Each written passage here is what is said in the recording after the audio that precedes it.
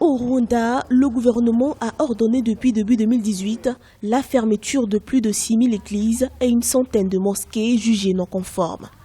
Les autorités accusent leurs guides de profiter des personnes vulnérables pour s'enrichir. La décision de durcir les règles sur l'enregistrement des lieux de culte vise à endiguer la fraude et assainir le secteur selon les autorités. À Kigali, la capitale, si pour certains la mesure apportera plus de transparence, d'autres estiment qu'elle viole la liberté d'expression et de religion.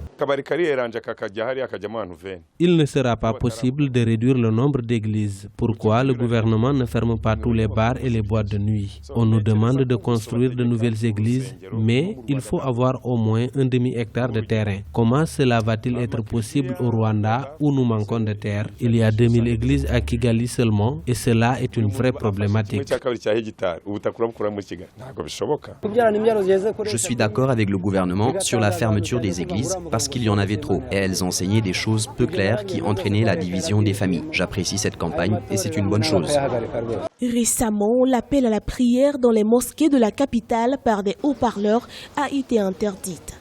Selon la nouvelle loi proposée au Parlement, tous les guides religieux doivent avoir une formation théologique avant d'exercer et les communautés religieuses doivent répondre aux normes en termes d'infrastructures, de sécurité et d'hygiène. La loi, qui suscite de nombreuses inquiétudes, devrait entrer en vigueur courant juin 2018.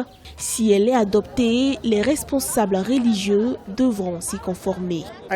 Au niveau des mosquées, je pense qu'il est préférable que nos autorités réfléchissent et voient comment nous aider sans poser trop de conditions qui sont d'ailleurs très dures.